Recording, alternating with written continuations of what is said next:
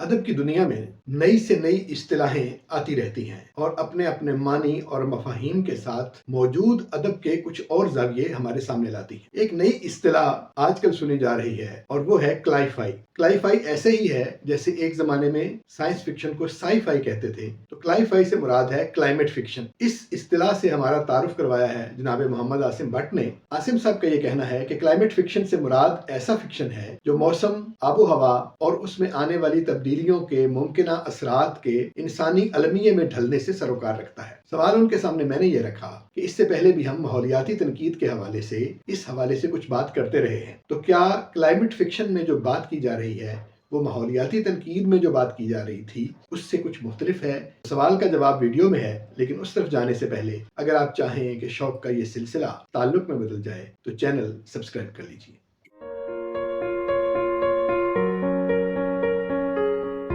بسم اللہ الرحمن الرحیم۔ عابد سیال حاضر ہے ادارہ اردو کے سلسلے ایک سوال کے ساتھ، اور آج میں ساتھ ہوں اپنے دوست جناب محمد عاصم بٹ کے۔ سر بہت شکریہ، آپ نے وقت عنایت کیا۔ آپ کی نوازش۔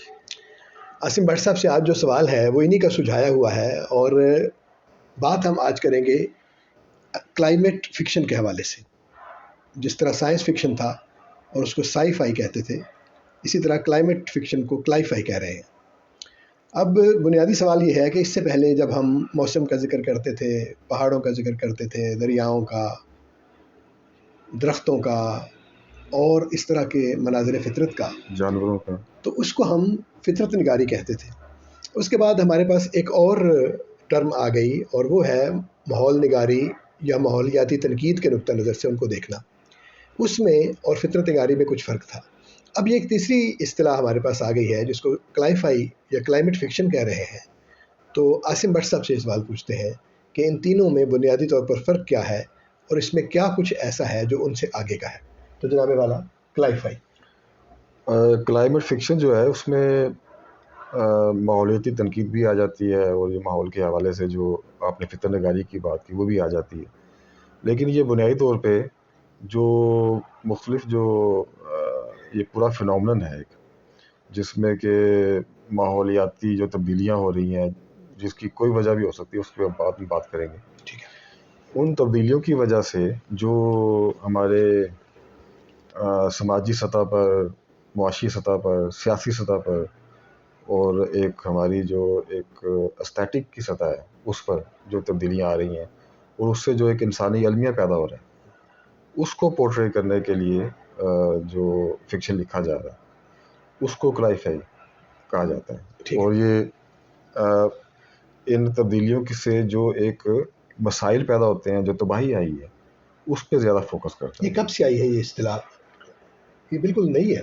یہ بس آپ سمجھ لیں کہ ویسے تو اس پہ پچھلی صدی میں بھی لکھا گیا، اور ہمیں بہت سی ایسی مثالیں ملتی ہیں مختلف زبانوں کے ادب میں، لیکن میرا خیال ہے یہ اس صدی کی میں زیادہ اس پر فوکس کیا گیا۔ اور ویسے تو اس حوالے سے مختلف جو بڑے ادارے ہیں، بین الاقوامی ادارے ہیں جو ماحول کے حوالے سے کام کرتے ہیں، تو ان کی رپورٹیں تو پچھلی صدی کے وسط کے بعد سے شروع ہو چکی تھی آنی۔ نہیں، مسائل کا جو ادراک ہے ماحول کے حوالے سے وہ تو ہے، ہاں ٹھیک ہے، لیکن اس پہ فکشن لکھا جائے الگ سے، یعنی ایک یونرا ٹائپ کی ایک چیز بن جائے اس سے، وہ اب زیادہ واضح صورت میں بنی ہے۔ ٹھیک ہے۔ اب اس کی بھی مثالیں ہیں مختلف جو بہت زیادہ نہیں ہیں، لیکن یہ کہ یہ چونکہ ایک ایسا معاملہ ہے جہاں پہ فطرت زیادہ اگریسو ہے، زیادہ غالب صورت میں ہے، وہاں پہ جب اس کے مسائل پیدا ہوتے ہیں تو وہ پھر ایک المیہ کی صورت اختیار کرتے ہیں۔ لیکن ہمارے ہاں چونکہ ایک بہت بیلنسڈ ہمیں ایک فطری نظام ملا، اور اس کو خراب ہوتے ہوتے بھی اب کچھ ٹائم لگے گا، لیکن جو ایسے علاقے ہیں مثلا جس طرح جو پہاڑی علاقے ہیں جہاں پہ گلیشیئرز ہیں، اچھا وہاں پہ تو آپ دیکھیں کہ ہمارے یہاں پہ جو بلتستان یا یہ علاقے جو ہیں بڑے جو اونچے علاقے ہیں سطح سمندر سے، اچھا وہاں پہ جو گلیشیئر برسٹ ہو رہے ہیں اور جو یہ سیلاب آتے ہیں ہر دفعہ، اس سے جو ایک تباہی پیدا ہوتی ہے، بڑے پیمانے پر تباہی کا، اور جو گلیشیئر برسٹ ہے اس سے تو پوری بستیاں بعض کا، پھر زلزلے آتے ہیں وہ بھی اسی کا حصہ بنتے ہیں، سونامیز آتی ہیں جو ساحل سمندر کے قریب جو بستیاں آباد ہیں وہاں پہ اس کی جو اثرات ہے وہ بہت زیادہ تلخ ہیں، تو وہاں پہ اس کو زیادہ محسوس کیا جاتا رہا. لیکن یہ ان علاقوں کا ہی مسئلہ نہیں ہے. مطلب اگر فطرت تباہ ہو رہی ہے اور وہ ہماری مختلف جو پالیسیاں ہیں، جو ہماری یعنی مطلب اگر آپ اتفاق سے ایک ایسے علاقے میں ہیں جو اس کی براہ راست زد میں نہیں آ رہا، یا لیکن اس طرح نہیں بالواسطہ طور پر پھر بھی آپ جو اتنا زیادہ زرخیز علاقہ ہے اس میں وہ تباہی آتے آتے بھی ایک وقت لگے گا. لیکن بہرحال ایک تباہی تو ہو رہی ہے اور وہ ہم اپنے آس پاس دیکھ رہے ہیں. مثلا میں آپ سے عرض کروں کہ لاہور ایک ایسا شہر ہے کہ جس کا اگر آپ پرانے تذکرے دیکھیں تو اس میں لاہور کا ذکر جو ہے وہ باغوں کے شہر کے طور پر ہے. ٹھیک ہے. اور اس وقت لاہور میں تو وہاں رہتا رہا ہوں تو مجھے اندازہ ہے کہ وہاں پہ تو باغوں کے ساتھ باغ جڑے ہوئے تھے اور وہاں پہ علاقوں کے نام اب بھی ہیں، باغوں کے نام سے شاد باغ، لیکن وہاں پہ اب کوئی باغ نہیں ہے. اور ایک پوری بستی جو ہے وہ باغبان پورا جو باغبان تھے انہوں نے بات کی ہوئی تھی. یہ جو مغلیہ سلطنت میں جو باغوں کا ایک پورا جال بچھایا گیا، تو وہ اب وہاں پہ یہ اس سے بڑا المیہ کیا ہو سکتا ہے کہ ایک پورے ایک شہر میں جو کہ باغوں کا شہر تھا اس میں اب کوئی باغ باقی نہیں بچا، اور بلکہ وہاں پہ کوئی ایگریبل لینڈ بھی کوئی نہیں بچی. یعنی جسے آپ کہیں کہ جہاں پہ کاشت ہو سکتی ہے، فصل ہو سکتی ہے، کوئی نہیں ہے. یعنی کھانا پینا بھی گیا اور سانس لینا بھی گیا. تو ایک جو بفر زون ایریا ہوتا ہے وہ ہر شہر میں ریکمنڈ کیا جاتا ہے، اور ہر شہر کے ہر حصے میں ایک بفر زون ایریا ہوتا ہے کہ جو آپ کی جو پولوشن ہے اس کو وہ سک کرتا ہے اور فضا کو، ماحول کو بہتر رکھتا ہے. وہ بفر زون ایریا جو ہے وہ تقریباً شاید ہی کوئی شہر ہو پاکستان میں کہ جہاں پہ اس کا خیال کیا گیا ہو جو باقی بچا ہو. نہیں، اسلام آباد کی ساری گرین بیلٹس جو ہے مسلسل ختم کی جا رہی ہیں.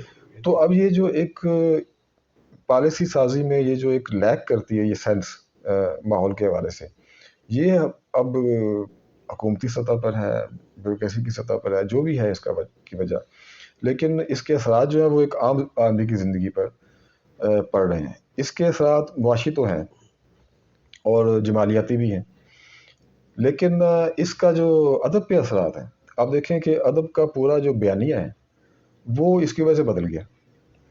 مثلاً ہمارے ہاں جانوروں پر، یہ فطری مناظر پر لکھنے کا ایک بہت بڑی روایت ہے، اور پنچ تنتر وغیرہ ایسی بہت ساری مثالیں ہیں.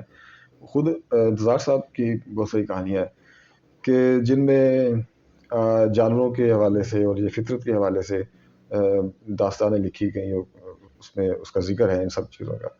لیکن اب آہستہ آہستہ ہمارے فکشن میں سے بھی اور شاعری میں سے بھی وہ جو فطری مناظر ہیں، جو سب سے جڑی ہوئی چیزیں ہیں، وہ غائب ہوتی جا رہی ہیں.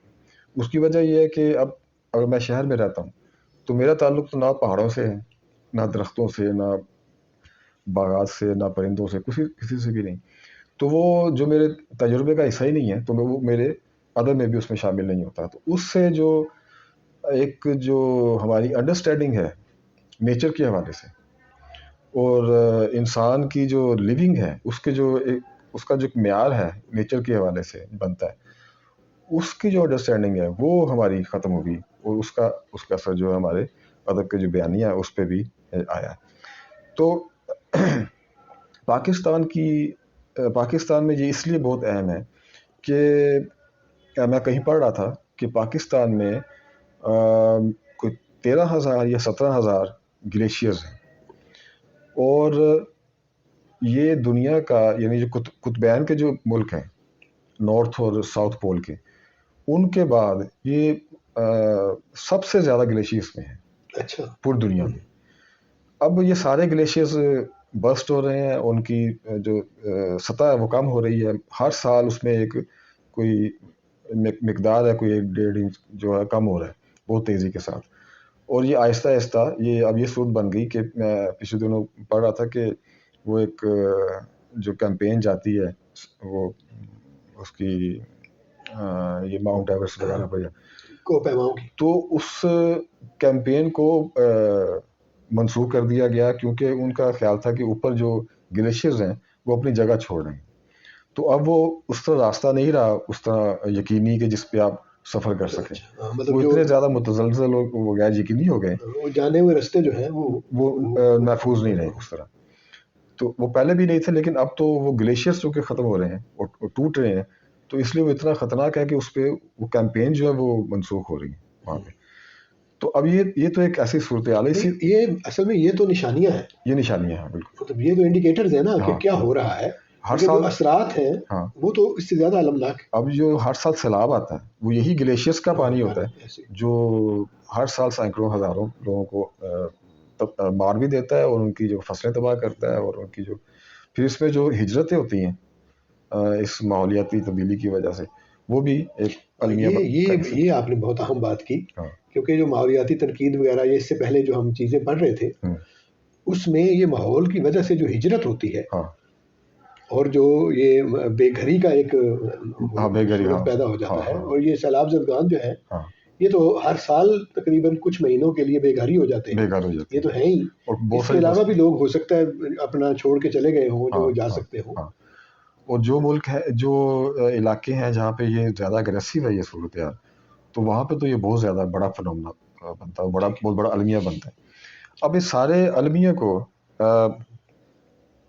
میں کہیں ایک کوٹ پڑھ رہا تھا کہ ہماری جو جنریشن ہے، یہ جو اس وقت ہے جس میں 3-4 جنریشن اکٹھی لیو کر رہی ہیں، یہ جنریشن پہلی جنریشن ہے کہ جو ماحولیاتی جو تبدیلیاں ہیں ان کے اثرات کو فیس کر رہی ہے.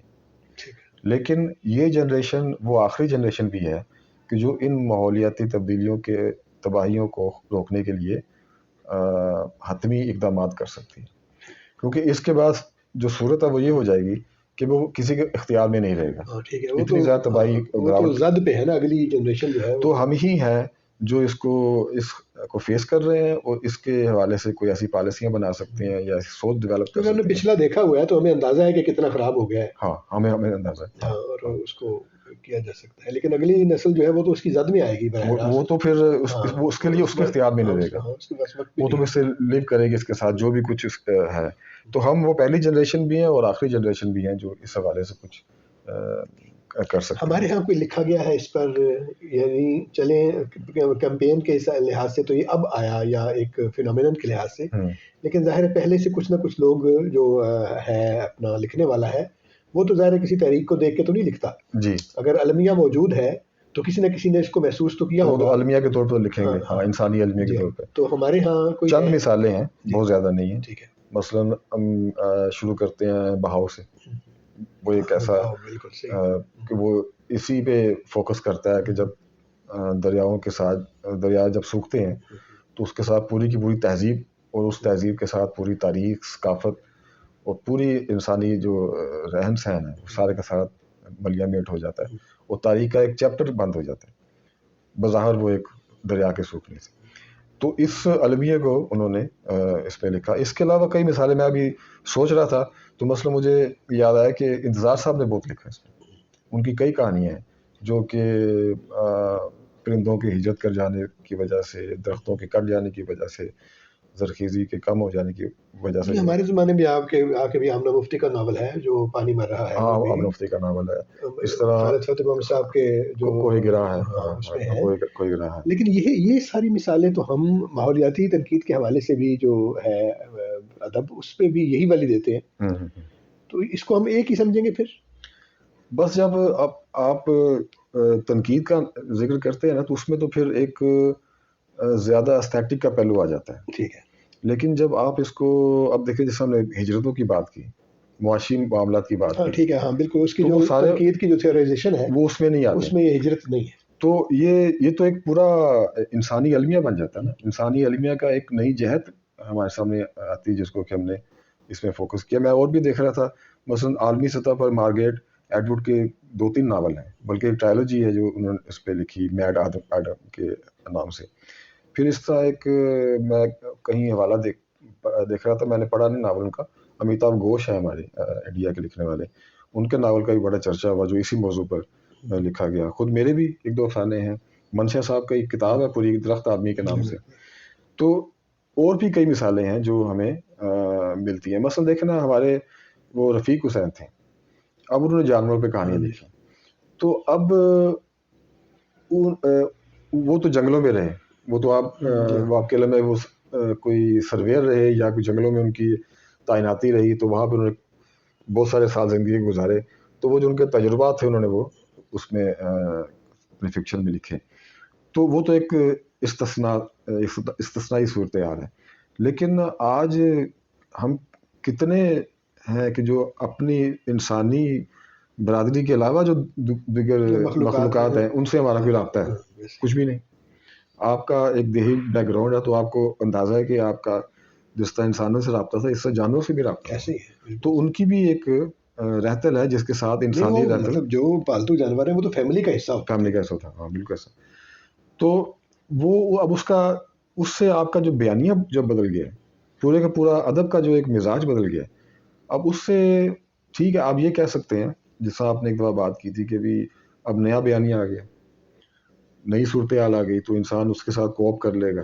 لیکن جو ہمارے پاس قیمتی ورثہ ہے، جو ہمارے پاس ایک روایت ہے مختلف طرح کی جو کہ انسانی فلاح کے لیے بہتر ہے، ہمارے مزاج کے لیے بہتر ہے، اس کو اگر ہم خود ہی ختم کرتے جا رہے ہیں تو اس کی بھی کوئی وجہ نہیں ہے. میں اس پہ بھی ایک حرف تنقید آنا چاہیے کہ ہم اگر بہتر روایات بنا رہے ہیں، قائم کر رہے ہیں، آگے بڑھنے کے لیے راستے تلاش کر رہے ہیں، تو جو ہمارے پاس پہلے سے فطرت کی طرف سے جو ایک اثاثہ موجود ہے، جو وسائل موجود ہے، تو ان کو تباہ کرنے کی کوئی وجہ نہیں سمجھ میں آتی. کہ آپ دیکھیں کہ اگر آپ نے رہنا ہی ہے، رہنے آپ مکان بنائے آپ، لیکن آپ زرخیزی ختم کرتے جا رہے ہیں، درخت ختم کرتے جا رہے ہیں، جو واحد سورس ہے آکسیجن کا جس کے بغیر آپ آدھا منٹ بھی نہیں رہ سکتے. تو یہ تو بالکل سمجھ میں آنے والی بات ہے کہ ہم اس کو بے دریغ طریقے سے اور صفاقی کے ساتھ اس کی جنگلات کی کٹائی کر رہے ہیں. تو اس کے اب یہ جو 2005 میں زلزلہ آیا تھا تو اس میں جو تباہی ہوئی تو اس میں وہ کہتے تھے کہ 80% جو تباہی ہے وہ صرف اس لیے آئی کہ وہاں پہ جو پہاڑوں پہ درخت تھے جو ان کو پکڑ کے رکھتے ہیں زمین کو، وہ آپ نے کاٹ دیے. تو جو زلزلہ تھا وہ تو تھا ہی، وہ تو تھا ہاں، اس سے تباہی آئی. جو قدرتی طور پر اس کے اثرات کو کم کرنے والی شے تھی وہ آپ نے خود ختم کر دی اور وہ سارے کے سارے گناہ ہو گیا. پہاڑ جو وہ پھٹ گئے اور کٹ گئے اور وہ راستہ سے بالکل. لیکن پھر وہی بات ہے اپنا سر کہ ہم کہتے تو ہیں یہ یقیناً اس سے ڈرنا گھبرانا بھی چاہیے، لیکن جیسے آپ نے کہا کہ ہم فیل کر رہے ہیں اور ہم کر تو کچھ نہیں رہے، ویسے فیل تو ہم کر ہی رہے ہیں، چلے ہم بات بھی کر رہے ہیں، لیکن اگلی نسلیں جو ہیں وہ جس کلائمیٹ میں موجود ہوں گی وہی بات ہے کہ وہ اس سے یوز ٹو ہوں گی، وہ کوئی اپنا حل کوئی نہ کوئی نکال لیں گی. کیا خیال ہے اس پر؟ ٹھیک ہے، بالکل نکال لیں گے، بالکل نکال لیں گے. صرف یہ ہوتا ہے کہ آپ کے آکسیجن پیدا کرنے کے اور طریقے جو ہیں وہ سنا ہے کہ نکل آئے. ٹھیک ہے، بالکل ٹھیک ہے. اگر درختوں میں نہیں ہے، دیکھیں اگر آپ وہ کہہ رہے ہیں کہ اگر دودھ اگر آپ کو دستیاب نہیں ہے ہاں تو اور کیلشیم کے ذرائع جو ہیں وہ نکل آئے. بالکل ٹھیک ہے، بالکل ایسے ہی دریافت ہو گئے ہیں. ایسے ہی. تو مطلب ہے کہ آپ تو خلا میں بھی رہ سکتے ہیں، وہاں بھی لوگ رہتے ہیں، ٹھیک ہے، اور زیر زمین بھی رہ سکتے ہیں اور زیر آب بھی رہ سکتے ہیں. جو ایستھیٹکس کی بات ہے وہ بھی بدل جائے گی. مثلا ہو سکتا ہے کہ آپ درخت پہ یا درخت کے نیچے بیٹھ کے خوش ہوتے ہو، نیا آدمی جو ہے وہ کنکریٹ کے اندر رہ کے خوش ہوتا ہو. پھر یہ کہ اس کا متبادل اگر آپ مصنوعی متبادل پیش کر رہے ہیں تو کیا وہ اس کو صحیح معنوں میں 100% ریپلیس کرتا ہے؟ وہ جیسا بچوں کا دودھ نہیں ہوتا تو اس پہ لکھا ہوتا ہے کہ یہ اس کا متبادل ہے لیکن اس کو ریپلیس نہیں کرتا ماں کے دودھ کو. ٹھیک ہے، اسی طرح سے اگر آپ نہیں، جب تک ماں کا دودھ اویلیبل ہے اس وقت تک تو وہ نہیں کرتا، لیکن جب ماں کا دودھ ہو گئی نہیں تو پھر تو ریپلیس کی تو بات ہی نہیں. وہ تو متبادل ہے نا، لیکن کبھی بھی اس کو ریپلیس نہیں کر سکتا. اگر وہ ختم ہو رہا ہے، ایک چیز ختم ہو رہی ہے اور آپ اس المیہ کو محسوس نہیں کر رہے یا اس پہ صدائے احتجاج بلند نہیں کرتے یا اس میں اپنی رویے کو، اپنی پالیسی کو بدلنے کی کوئی خواہش یا کم از کم خواہش بھی نہیں کرتے، تو یہ تو ایک مجرمانہ ہے کہ نہیں ہمارا، خاص طور پہ ان لوگوں کے لیے جو کہ سوچنے سمجھنے والے لوگ ہیں، جو تخلیقی لوگ ہیں اور جو انسانی فلاح کے علم بردار ہیں ادب کے جو، تو ان پہ تو یہ ایک قرض والی بات ہے کہ ان کو اس پہ بات کرنی چاہیے، ہمیں اس پہ بات کرنی چاہیے. تو بس یہ ہے کہ لیکن ادب میں کوئی ابھی اس طرح سے بہت زیادہ اس کی اویئرنیس اس طرح پیدا نہیں ہوئی ہے. نہیں، ابھی ماحول میں بھی نہیں آئی، سماجی سطح پر بھی نہیں آئی جہاں پر بڑے اقدامات کی ضرورت ہوتی ہے. ادب میں تو ظاہر ہے چیزیں آہستہ آہستہ آتی ہیں اور یہ، لیکن بہرحال ادب ایک ذریعہ ہو سکتا ہے اس اویئرنیس کو بڑھانے کا یا پھیلانے کا. یہ کم از کم اس المیے کو محسوس کرنے کا. ہاں کیونکہ ادب کسی کو کمپین کے طور پہ تو ہم لکھ نہیں سکتے کہ بالکل سارے لوگ جو ہیں وہ کلائفائی لکھنا شروع ہو جائیں، لیکن بہرحال ایک انسانی المیے کے طور پر اس کو محسوس کرنا اور اس کو سمجھنا، اور جہاں کہیں موقع ہو وہاں پر اس پر لکھنا. اس پہ بات کرنی. یہ دیکھیں کوئی بھی کسی بھی المیہ پہ لکھنا وہ کسی کمپین کا حصہ تو کبھی نہ ہے. ہاں تو ہم عشق کے جو ناکامی کے دکھ لکھتے ہیں ہاں تو یہ بھی ایک المیہ ہے، ایسے لکھتے چلے جا رہے صحیح ہیں بات. صدیوں سے. تو یہ صدیوں سے لکھتے جا رہے ہیں. تو اب اسی طرح سے یہ بھی ایک المیہ ہے، لیکن اس کو اگر ہم محسوس نہیں کر رہے، لیکن یہ ہے تو صحیح نا ہماری زندگی میں ایک مسلسل ایک چیز کم ہو رہی ہے. یعنی صرف کلائفائی ہو سکتا ہے، شاعری نہیں اس پہ ہو سکتی، فکشن ہی کیوں صرف. فکشن اصل میں انہوں نے ایک براڈر ٹرم ہے، اس میں شاعری بھی آتی ہے، اس میں نان فکشن بھی ہے، جب فکشن آپ بھی ہے. نظمیں لکھیں گے ہاں تو فکشن جیسی ہوں گی. نہیں وہ فکشن انہوں نے بس ایک ٹرم بنا دی. ٹھیک ہے. اب اس کا تو نام ہونا چاہیے تھا کلائمیٹ لٹریچر. ہاں اصل میں تو یہ نام ہونا چاہیے، کلائلیٹ ہونا چاہیے. کلائلیٹ ہونا چاہیے. ہاں بالکل ٹھیک ہے. نہیں یہ بھی بات ہم اس پہ ہمیں کرنی چاہیے. چلیں جناب، جتنی باتیں ہم سے ہو سکتی تھی ہم نے کی. شکر گزار ہوں جناب آپ کا. امید ہے کہ ہمارے دوستوں کو یہ باتیں پسند آئی ہوں گی.